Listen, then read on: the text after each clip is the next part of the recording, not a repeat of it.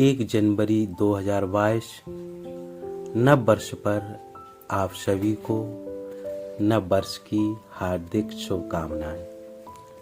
महापुरुषों, आज भी रोज की तरह सूर्य निकला है और हर दिन की तरह चिड़ियों की चहचहाट होगी। हर दिन की तरह फूल खिलेंगे और हर दिन की तरह सूर्य अस्त होगा। महापुरुषों, आज का दिन बहुत ही हर्ष और उल्लास का दिन है, क्योंकि हर मनुष्य कुछ नया पकड़ना चाहता है, कुछ नया करना चाहता है और नए को पकड़कर हर्षित होता है। होता यह है, नया पकड़ते ही पुराना होता चला जाता है और हमारी खुशियां कम होती चली जाती हैं और हम फिर नया पकड़ते हैं और फिर दुखी होते हैं।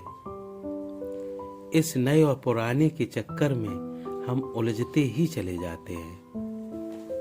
इसका कारण यह है कि हम जिसको पकड़ते हैं वह सब पुराना ही होता है, क्योंकि हम जो भी पकड़ते हैं वह तो भूतकाल या भविष्यकाल का होता है।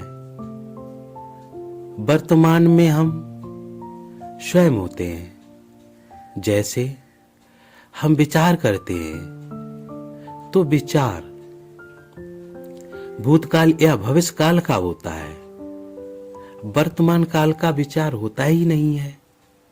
क्यों? विचार करने वाले हम स्वयं हैं।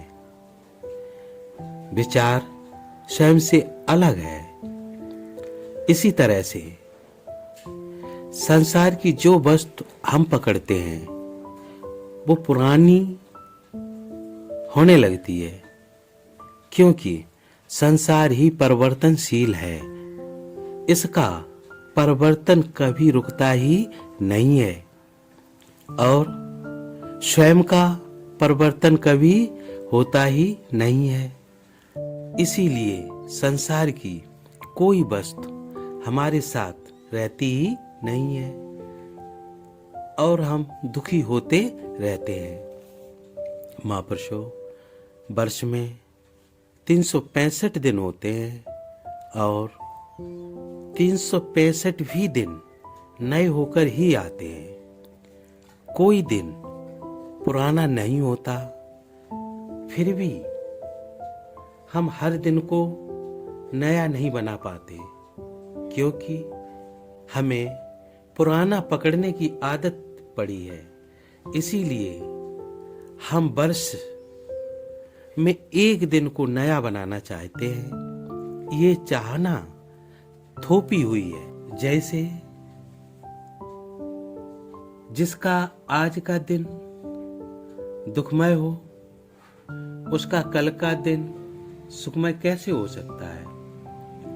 जैसे हम जिस अवस्था में रात को सोएं और सुबह जगने पर वही अवस्था प्राप्त होगी, इसी प्रकार से यदि आज का दिन खुशियों से भरा हो तो कल का भी दिन खुशियों से भरा ही होगा।